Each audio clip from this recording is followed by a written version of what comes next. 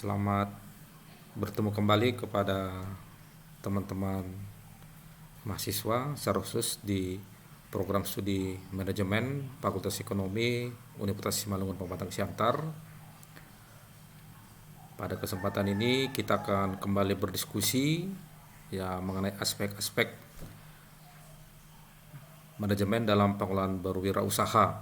Seperti yang sudah kita diskusikan sebelumnya bahwa banyak aspek di bidang manajemen yang sangat berkompeten dan berpengaruh terhadap wirausaha.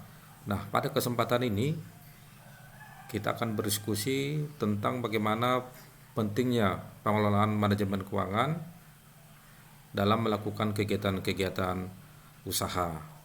Oke, jangan lupa untuk tetap menggunakan masker dan juga kalau sedang melakukan kegiatan atau aktivitas di luar daripada rumah, silakan tetap menjaga protokol kesehatan, hindari kerumunan dan selalu tetap menjaga jarak. Baik, untuk berikutnya kita akan membahas ada dua hal yang penting sebelum kita berwirausaha yang berpengaruh nanti dalam pengelolaan manajemen keuangan. Yang pertama, kalau kita perhatikan di sini kita akan memulai dari awal untuk melakukan kegiatan usaha. Nah, di sini ada dua hal yang penting. Apakah kita sudah punya usaha sudah atau belum? Nah, kalau misalnya belum ada, maka ketika kita mau melakukan atau membuka usaha, maka hal yang penting kita lakukan adalah untuk membuat studi kelayakan usaha atau bisnis. Nah, untuk konteks yang kedua yang sudah ada, berarti kita perlu pengelolaan. Nah, dalam topik kita pada kesempatan ini, kita akan berdiskusi tentang bagaimana mengelola keuangan bagi usaha-usaha kecil yang sudah ada, Oke, jadi dua hal yang berbeda yang perlu kita perhatikan di dalam hal ini. Nah, berikutnya kenapa kita perlu untuk melakukan pengelolaan keuangan atau disebut dengan manajemen keuangan? Yang pertama, bahwa tujuan usaha itu adalah untuk menjadi efektif dan efisien. Nah, usaha akan mendapatkan dananya, sumber dana keuangannya itu berasal dari hutang dan modal. Nah, hutang dan modal ini akan dikelompokkan ke dalam FASIPA. Nah, kemudian ini akan dipergunakan untuk kegiatan aktivitas perusahaan baik secara operasional maupun untuk kegiatan-kegiatan yang berhubungan dengan investasi. Apakah dipakai untuk kas, piutang, apakah persediaan atau peralatan dan aktiva tetap. Nah, ini semua harus dikelola dengan baik. Pengelolaan yang baik ini pasti nanti akan menghasilkan kegiatan organisasi yang lebih efektif dan efisien. Nah, pertanyaannya, ini ribet enggak? Ya pasti ribet karena banyak aktivitas yang dilakukan seperti melakukan pencatatan ke dalam buku kas, kemudian memposting ke buku besar, kemudian dari buku besar melakukan pembuatan laporan keuangan, atau perlu lagi juga nanti harus ada penyesuaian sehingga dia menjadi sebuah laporan, dan ini pekerjaan yang membutuhkan banyak pikiran gitu. Tapi untuk usaha kecil, apakah ini perlu atau tidak? Kembali saya bertanya seperti itu. Nah, ada hal yang seperti ini bahwa perlunya laporan keuangan itu karena para pelaku usaha nggak tahu gitu. Taunya hanya saya punya jualan, saya punya usaha, saya bisa jual, saya bisa produksi. Dan kemudian kedua, biasanya pelaku usaha itu tidak mau repot. Maunya yang simple karena cara berpikirnya sudah berpikir yang praktis. Nah, kemudian saya hanya mau memproduksi saja. Kemudian saya jual, kemudian saya promosikan. Saya nggak perlu melakukan pembukuan yang begitu detail atau yang begitu rumit. Nah, kemudian untuk mendapatkan akses terhadap lembaga keuangan, khususnya untuk dalam hal pembiayaan, maka itu diperlukan laporan keuangan. Nah, di sini nanti pelaku usaha itu akan menyerahkan kepada pihak-pihak lain yang mampu untuk membuat. atau menyediakan laporan keuangan. Nah, kemudian pada umumnya UMKM itu tidak memiliki laporan keuangan. Ya, katakan misalnya usaha mikro, dia jualan martabak, ya, jualan kuliner, buka toko atau jualan-jualan barang yang lain, ya. Itu sebenarnya tidak ada pembukuan, yang ada hanya beli, jual, terima duitnya, kemudian uangnya disimpan kalau bisa untuk dimulakan lagi untuk periode berikutnya. Paling kalaupun dia hanya mencatat, ya, hanya sebatas untuk mencatat saja pemasukan, kemudian catat pengeluaran. Nah, kemudian banyak, ya, atau pada umumnya usaha mikro atau usaha kecil itu tetap jalan walaupun tidak punya laporan keuangan. Nah, ini hal yang menarik, ya, hal yang menarik bagi kita, terutama untuk adik-adik teman-teman mahasiswa, ya, prodi manajemen. Ya, harus adalah bedanya yang sudah belajar tentang manajemen dengan yang belum belajar tentang manajemen. Jadi artinya nanti kalau misalnya saat ini rekan-rekan mahasiswa sudah punya usaha, ya, walaupun masih kecil, masih merintis, ya, dimulailah dengan adanya pembuatan manajemen keuangan. Ya, bedalah sama yang tidak belajar manajemen. Jadi nanti ketika kita sudah melakukan pengelolaan manajemen yang baik, ya, tentu seperti di awal tadi, kegiatan usaha akan menjadi lebih efisien dan lebih efektif, yang tentunya nanti akan menambah pendapatan dan mengurangi biaya. Nah, kemudian, ya, kenapa kita penting belajar tentang manajemen keuangan? Bahwa manajemen keuangan itu bisa sebagai perencanaan, ya, bisa sebagai merencanakan. Jadi dengan adanya manajemen keuangan, misalnya kita sudah punya laporan keuangan, kita tahu bahwa posisi-posisi daripada uang kita itu banyak dipergunakan untuk kegiatan operasional, kurang di bidang investasi, maka kedepannya kita perlu mengurangi biaya operasional, bisa meningkatkan investasi, atau sebaliknya, ya, atau terlalu banyak investasi tapi kegiatan operasional biaya operasionalnya terlalu rendah, gitu. Atau mungkin juga dengan adanya data-data keuangan yang baik, kita bisa menentukan berapa produksi yang akan saya buat untuk minggu depan. Nah, itu berkaitan dengan penganggaran, budgeting. Nah, dengan adanya perencanaan-perencanaan seperti tadi, maka akan memudahkan kita untuk melakukan perencanaan-perencanaan keuangan untuk periode-periode berikutnya. Bahkan, ya, dengan adanya planning dan budgeting, kita bisa membuat target. Misalnya untuk bulan ini saya mau targetkan naik penjualan sekian persen. Ya, dengan cara seperti itu kita sudah memiliki satu plan, sudah memiliki anggaran yang baik. Nah, kemudian kita akan melakukan pengawasan, ya, berdasarkan perencanaan dan anggaran tersebut. Dengan adanya model seperti ini, maka pelaku usaha akan mudah. Oh, ini biaya ini sudah terlalu tinggi. Oh, ini terlalu rendah. Atau misalnya di satu periode biaya terlalu besar, sementara misalnya karena kondisi COVID, misalnya ketersediaan bahan baku menjadi susah, itu bisa menjadi dasar untuk melakukan perencanaan-perencanaan ke depannya.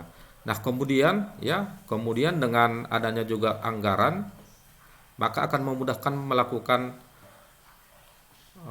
audit, ya, audit untuk melihat di mana proses-proses dari perencanaan sampai pelaksanaan sampai pengawasan itu betul-betul sudah sesuai dengan standar-standar di dalam penulisan laporan keuangan.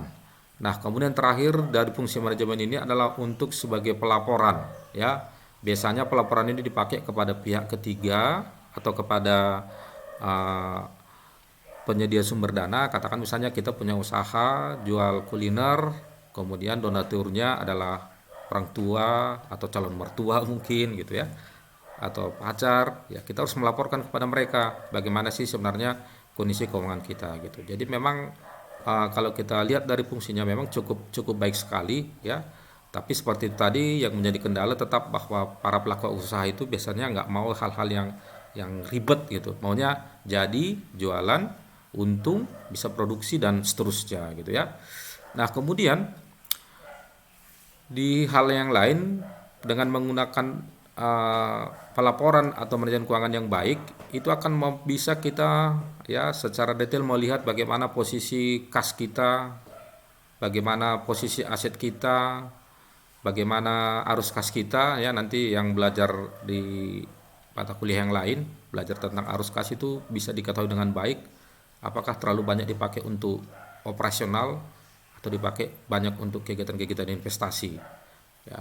Kemudian juga nanti bisa juga dipakai untuk melihat kebijakan pembuatan harga gitu ya, atau juga kita bisa memproyeksikan berapa sih keuntungan ke depan ya dengan mengetahui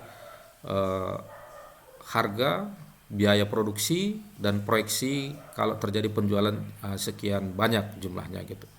Nah, kemudian ya fungsi yang lain dari manajemen keuangan adalah untuk menyediakan informasi ya bagi suatu organisasi, kemudian bahan evaluasi, perbaikan, kemudian juga bisa sebagai pengumpulan dan penyimpanan dana-dana perusahaan sehingga nanti bisa kita mengetahui ya untuk sebuah usaha bisa kita mengetahui berapa sih sebenarnya sumber dana keuangan kita yang masih memadai untuk bis produksi atau beroperasi pada periode-periode berikutnya gitu ya. Nah, selanjutnya ya kita juga sedikit perlu memahami sebenarnya apa sih yang dimaksud dengan manajemen keuangan. Nah, banyak definisi-definisi di sini yang bisa dipergunakan, tapi pada prinsipnya adalah bagaimana kita mendapatkan dana ya, dana dari pihak ketiga ataupun dari modal sendiri, kemudian kita kelola ya dengan baik, dengan efisien dan efektif. Kemudian kita akan menghasilkan keuntungan. Nah, di sini ada beberapa definisi ya yang bisa dipakai sebagai acuan dan banyak acuan lain yang bisa kita lihat sebagai literatur. Nah, kemudian apa yang dimaksud dengan keuangan itu adalah kegiatan aktivitas perusahaan yang berhubungan dengan bagaimana cara untuk memperoleh itu tadi dana ya, kemudian bagaimana mengalokasikan dan mengelola aset yang dimiliki sehingga mencapai tujuan daripada organisasi ya atau usaha. Nah, jadi di sini yang dimaksud dengan tujuan bersama itu adalah antara pengelola ya manajemen, kemudian karyawan kalau kita punya karyawan, kemudian investor kalau kita punya investor gitu.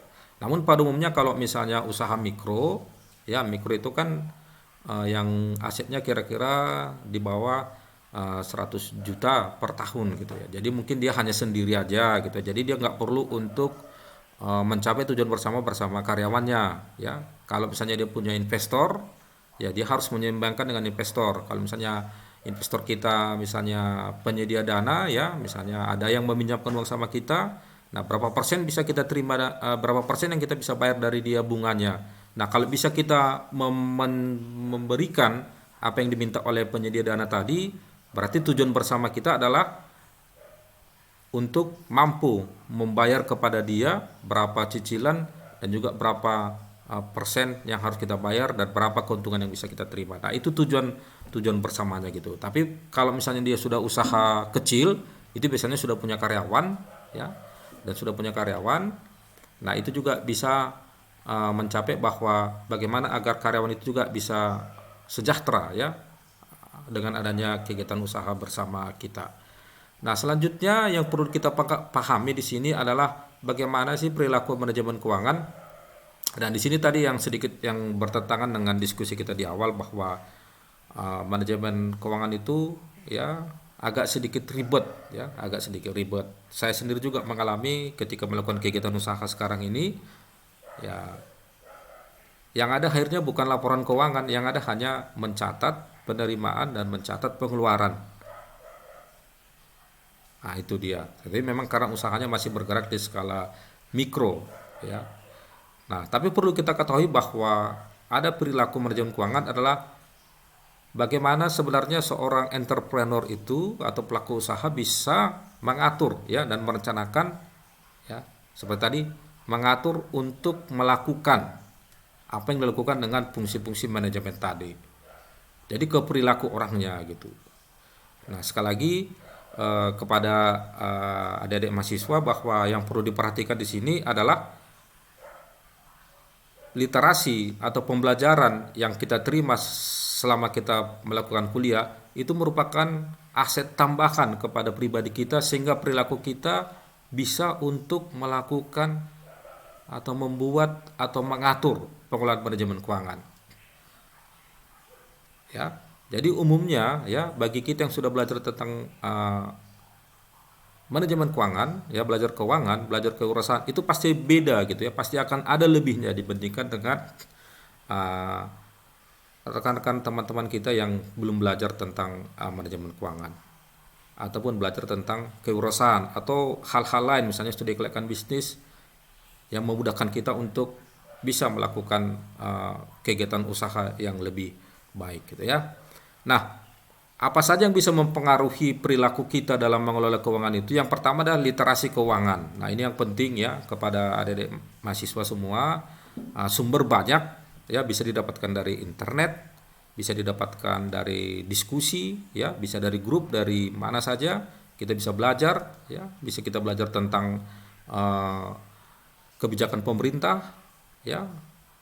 Itu namanya literasi gitu. Jadi menambah pengetahuan kita gitu. Baru kemudian yang kedua sikap kita gitu ya, sikap kita. Nah, ini yang paling paling paling susah gitu ya. Merubah sikap karena sikap itu kadang-kadang tidak bisa berubah gitu. Nah, kalau misalnya mungkin uh, biasanya orang berubah itu karena sudah jatuh gitu ya. Tapi kalau bisa janganlah gitu. Nah, sehingga nanti dengan pembelajaran-pembelajaran yang kita dapatkan ya, bisa kita pada di satu sisi ya kita jatuh dalam tanda kurung ya ganti usaha, apakah itu karena memang aspek yang lain yang membuat kita menjadi jatuh atau mungkin perencanaan keuangan yang tidak baik gitu ya.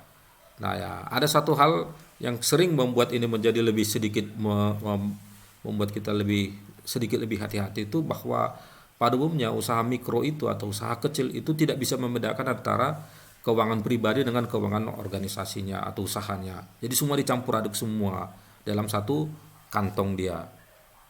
Jadi kadang-kadang uang usaha dipakai untuk kegiatan-kegiatan pribadinya, untuk kegiatan keluarganya, ya sehingga akhirnya tidak bisa diketahui berapa sih untung, berapa sih rugi, berapa sih pendapatan gitu ya. Karena semua tidak terdata dengan baik. Jadi penting sekali sebenarnya untuk menambah pemahaman kita ya, termasuk salah satunya belajar ini adalah untuk menambah literasi kita sehingga perilaku kita terhadap pengelolaan manajemen keuangan dalam kegiatan usaha kita gitu ya. Nah, kemudian apa saja yang poin-poin penting ya yang dilakukan dalam manajemen keuangan untuk berwirausaha? Yang pertama itu adalah administrasi piutang. Ya, piutang jelas kita mengetahuinya bahwa itu adalah uang yang kita miliki yang dipinjamkan atau diberikan kepada pihak lain. Nah, kemudian bagaimana membuat administrasi utang ya, artinya kewajiban kita kepada pihak-pihak eksternal ya, seperti di awal tadi sumber dana perusahaan itu ada dari hutang dan modal atau modal di store. Nah, ini juga harus kita buat dengan baik. Nah, selanjutnya ada disebut dengan administrasi persediaan ya. Bagaimana misalnya kita melihat ya, kalau misalnya kita bergerak di bidang jasa, maksudnya perdagangan, maka seberapa besar kita memiliki persediaan kita ya. Nah, kalau misalnya di bidang jasa mungkin tidak memiliki persediaan, hanya peralatan atau dan yang lain gitu ya yang tidak dipergunakan. Nah, kemudian bagaimana kita mengelola aset tetap kita ya, bagaimana kita mengelola kas kita, bagaimana kita membayar administrasi penggajian kepada karyawan kita kalau kita punya karyawan. Nah, ini dia hal-hal yang perlu dipahami. Nah, kalau misalnya kita perhatikan poin-poin ini adalah bagian daripada neraca sebuah perusahaan ya, yang bisa juga diterapkan di usaha-usaha mikro, kecil dan menengah gitu. Jadi sebenarnya ada aktiva, ada pasiva. Ada aktiva terdiri dari kas ya, bank kalau punya pasti punya biasanya ya, kas, bank, kemudian piutang, kemudian persediaan, kemudian asetnya ya, asetnya misalnya kalau jual martabak mungkin ya asetnya itu berupa gerobak dorongnya kalau dia punya gerobak dorong atau punya toko ya, ruko, nah itu mungkin menjadi asetnya gitu. Nah, kemudian untuk mendapatkan ini semua kita memerlukan dana yang diperoleh dari hutang ataupun modal gitu. Jadi itulah aktivitas. Jadi hampir-hampir sama dengan untuk perusahaan. Nah, kemudian poin yang lain yang perlu juga kita diskusikan ini adalah bagaimana mengelola keuangan UMKM gitu ya. Nah, ini ada beberapa tips yang saya ambilkan dari beberapa literatur. Ya, yang pertama dia merupakan bahwa keuangan itu merupakan heartnya gitu ya, jantungnya dalam setiap kegiatan jenis apapun. Jadi apapun kegiatan kita pasti tujuannya adalah untuk profit. Jadi profit itu jelas gitu ya, jelas. Kecuali kalau misalnya usaha Anda dipakai untuk kegiatan amal ya atau yayasan, itu mungkin tidak ada menggunakan. Walaupun tetap seperti itu dia tetap ada pengelolaan gitu. Ya, jadi harus memang dikelola dengan baik. Nah, kemudian di situ bahwa harus kita pisahkan ya antara keuangan pribadi dengan uang bisnis. Itu tadi ya, kalau di neraca itu jelas setor modal pribadi atau setor atau uang pribadi gitu. Nah, kemudian membuat penganggaran pengeluaran sebijak mungkin. Jadi direncanakan dengan baik ya. Hindari pengeluaran-pengeluaran yang tidak penting dan buat skala prioritas kebutuhan anggaran, mana yang paling menentukan diutamakan ya, baru mengikut selanjutnya gitu. Jangan misalnya ikut feeling aja, oh ini gitu ya. Akhirnya nanti menggunakan banyak modal gitu. Sehingga nanti bisa hutangnya makin makin banyak ya. Nah, kemudian di sini yang paling penting mencatatkan sebuah transaksi keuangan bisnis. Nanti ini belajar di mana di akuntansi ya, bahwa semua kegiatan transaksi itu harus dicatatkan secara kronologis, berurutan dan punya bukti semua gitu. Dan semua harus dicatat tidak terkecuali. Ya, itu tadi ribetnya ya, ribetnya kalau misalnya kita buka usaha sendiri, kita kelola sendiri, kita produksi sendiri, jual sendiri, promosi sendiri, semua serba sendiri gitu ya. Kalau semua serba sendiri ya hal seperti ini mungkin agak susah didapatkan gitu. Tapi memang kenapa ya? Karena memang usahanya masih membutuhkan seorang diri gitu ya. Nah, kemudian mengontrol dan mengawasi arus kas bisnis. Nah, ini tadi kalau kita sudah punya karyawan dan seterusnya, kita hanya fokus untuk mengawasi, ya itu lebih baik gitu ya. Nah, kemudian ada disebut dengan dana cadangan ya. Ini juga diperlukan, tapi biasanya kalau tidak perlu juga ada lembaga keuangan mikro yang bisa kita membantu gitu ya. Nah, kalau misalnya bila-bila perlu ya kita membutuhkan dana ya, membutuhkan dana kemudian bisa kita pakai ya. Kemudian manfaat yang bisa diharapkan dari manajemen keuangan adalah untuk pengelolaan keuangan yang bisnis yang terencana dan yang terkendali. Jadi ada kata kunci terencana. Kalau kita sudah punya rencana berarti kita bisa mengendalikan. Tapi kalau kita tidak punya rencana bagaimana kita bisa mengendalikan dengan baik? Karena sudah di luar hal-hal yang tidak direncanakan. Nah, mungkin itu dulu yang bisa saya jelaskan kepada kita semua. Jadi selalu saya terinspirasi dengan toko online ini ya. Dia bilang mulai aja dulu. Jadi jangan begitu terpatok kepada pengelolaan keuangan secara teratur, rapi ya, tapi dikerjakan aja dulu usahanya. Kemudian dalam prosesnya nanti kalau usahanya sudah jalan atau sekarang sudah jalan, kita bisa meminta jasa pihak ketiga ya yang bisa membantu atau cari program-program yang bisa dibeli yang bisa membantu kita untuk melakukan kegiatan ini. Namun sebagai kita sebagai yang sudah belajar tentang beberapa mata kuliah yang berhubungan dengan kegiatan-kegiatan usaha seperti akuntansi, manajemen keuangan, kewirausahaan, ya mungkin sudah belajar studi kelayakan bisnis dan lain-lain, maka kita harus selangkah lebih baik daripada yang belum pernah belajar tentang literasi keuangan. Jadi kita sudah punya gambarannya, saya akan buat seperti ini, nanti tahun depan saya akan meningkatkan usaha saya. Kalau usahanya sudah bagus, ya makin meningkat, tentu harus pengolahan dengan baik gitu ya. Karena usaha yang besar itu tidak bisa dilakukan oleh sendiri dan harus ada pengolahan yang baik. Baik, itu dulu yang bisa saya jelaskan kepada kita semua. Sekali lagi salam sehat. Sampai ketemu di lain kesempatan karena ini di rumah tersendiri, di rumah bukan di tempat umum, jadi tidak menggunakan masker. Jadi buat adik-adik semua mahasiswa silakan tetap menggunakan masker kalau pergi atau bepergian keluar. Oke, terima kasih. Salam sehat, sampai ketemu lagi.